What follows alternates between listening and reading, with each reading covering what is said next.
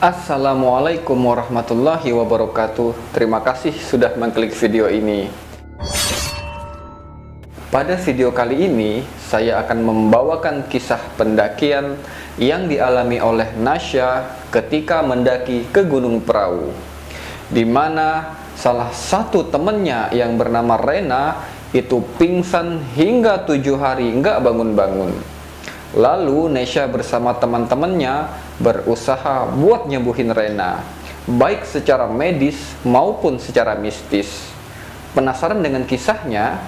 Tanpa berlama-lama, langsung saja kita masuk ke videonya.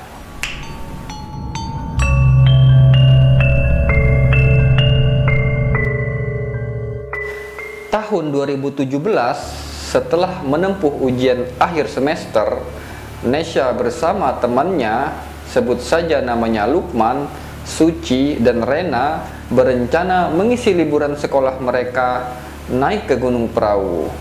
Sebelum berangkat, mereka memesan sebuah villa via online buat transit sebelum berangkat ke gunung itu. Nah, villa ini tergolong paling murah di antara villa yang ditawarkan di situ. Singkat cerita, setelah mempersiapkan semua keperluan, mereka pun ngumpullah di rumah Rena. Dan selanjutnya berangkatlah mereka menuju Wonosobo. Sekitar jam 2 siang, tibalah mereka di Wonosobo dan lanjutlah menuju villa yang sudah mereka pesan tadi. Tibalah sekitar jam 3 sore di villa itu. Ternyata di situ hujan turun. Dan ditambah lagi, villa itu terasa lembab, sunyi, dan sangat mencekam. Mungkin inilah salah satu alasan mengapa villa itu tergolong paling murah di antara villa-villa yang lain. Akhirnya, setelah hujan reda, barulah mereka jalan menuju base camp. Sekitar jam setengah 6, tibalah mereka di base camp. Di situ, petugas base camp nyaranin agar jangan langsung naik, tapi nanti habis Isya atau jam 8. Karena menurut kepercayaan orang situ, kurang baik kalau naik di jam-jam itu. Tapi Nasya dan teman-temannya memaksa buat langsung naik. Singkat cerita, sekitar jam 6 sore, jalanlah mereka menuju pos 1. Di situ posisinya Lukman paling depan buat ngebuka jalur. Lalu disusul Nasya, Suci, dan Rena di posisi paling belakang. Di tengah perjalanan, Rena ngerasa kayak ada yang ngikutin di belakang. Dia pun noleh ke belakang. Ternyata benar, itu adalah sepasang pendaki yang tadi ada di base camp. Tapi Nasya ragu-ragu di situ. Waktu di base camp, dia sempat mendengar pembicaraan pendaki itu. Kalau mereka berdua bakal naik sehabis Isya. Nah, di situ Rena ngomong, "Aman kok. Itu pendaki yang ada di base camp tadi." Mereka pun seneng di situ karena ada barengannya. Lalu nggak kerasa, tibalah mereka di pos 1 sekitar jam setengah 7 malam. Setelah istirahat beberapa saat, lanjutlah mereka menuju pos 2. Di situ hujan mulai turun. Karena mereka ternyata nggak membawa jas hujan, mereka pun kebasahan. Lalu neduhlah di bawah sebatang pohon besar. Sampai beberapa saat ketika hujan mulai reda, lanjutlah mereka jalan. Nah, di sini Rena mulai mengeluh capek. "Aku capek banget. Aku istirahat sebentar ya." Nah, sambil jalan, Lukman meminta semua anak-anak untuk berhitung. 1 Lukman, 2 Nasya, 3 Suci. Di situ Rena nggak ngomong. "Mana Rena?" Lalu disusullah ke pos 1. Ternyata Rena masih ada di bawah pohon besar tadi. Dia pun ketiduran di situ. Lalu dibanguninlah sama Lukman. Sorry, gue ketiduran."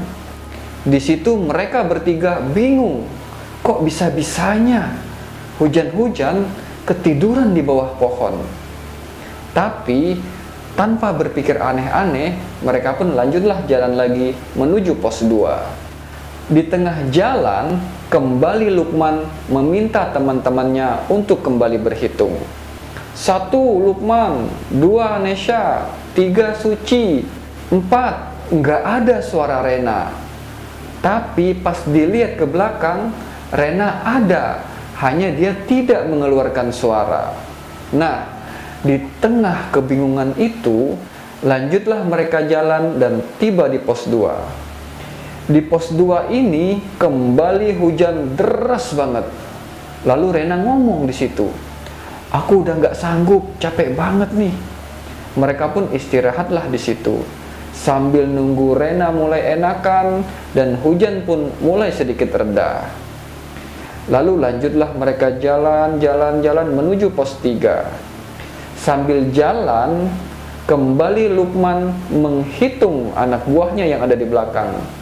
1 Luqman, 2 Nesya, 3 Suci, 4 Rena.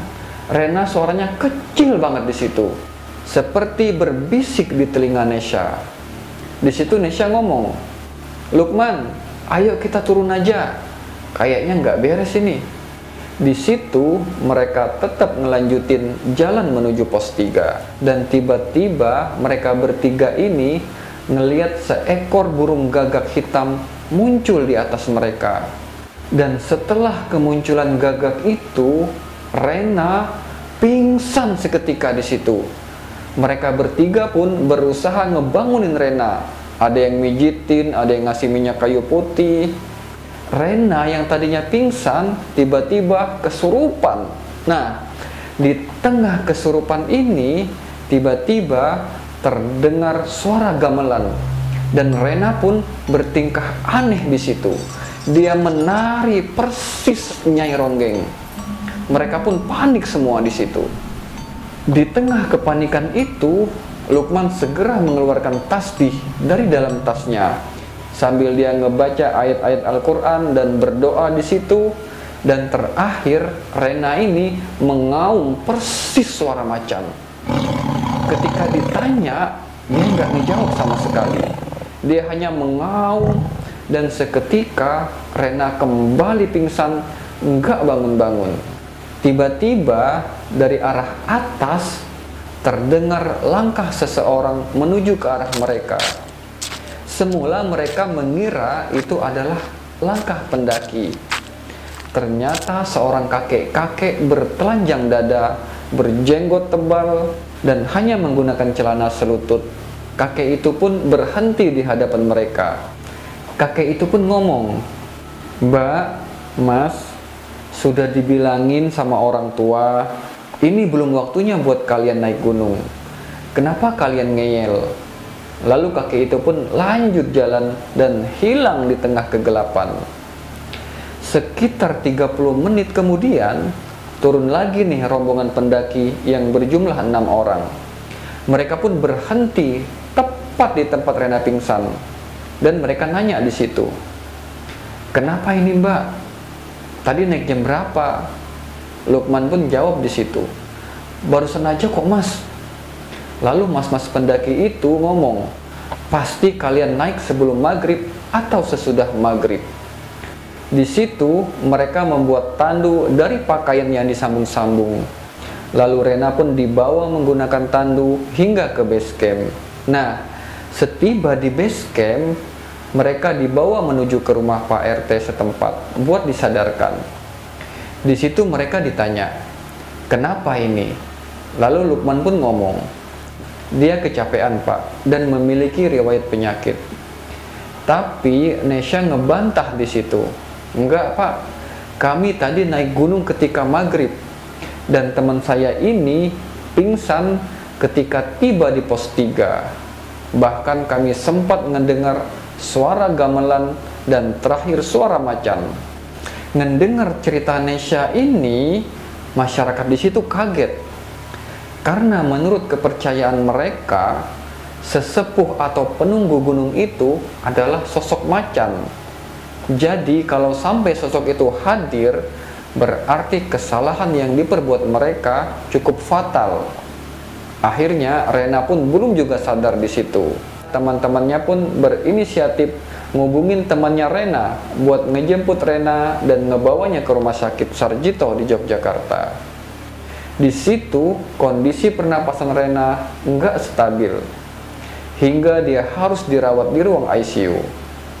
Setelah orang tuanya Rena datang, ceritalah Rena ini tentang semua kejadian dan apa yang telah dilakuin mereka sejak awal sampai tiba di rumah sakit.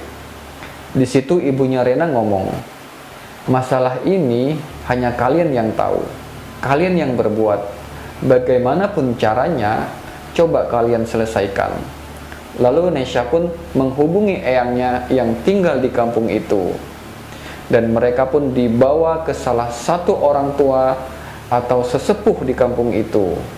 Nah, setelah diceritakan semua kronologis kejadiannya, sesepuh itu pun ngomong, kalau Rena ini jasadnya ada di sini, tapi jiwanya masih tertinggal di gunung itu. Lalu sesepuh itu pun nanya, ada yang bawa benda atau batu nggak dari tempat itu? Lalu Nesha pun memberikan sebuah batu yang ia bawa dari gunung itu.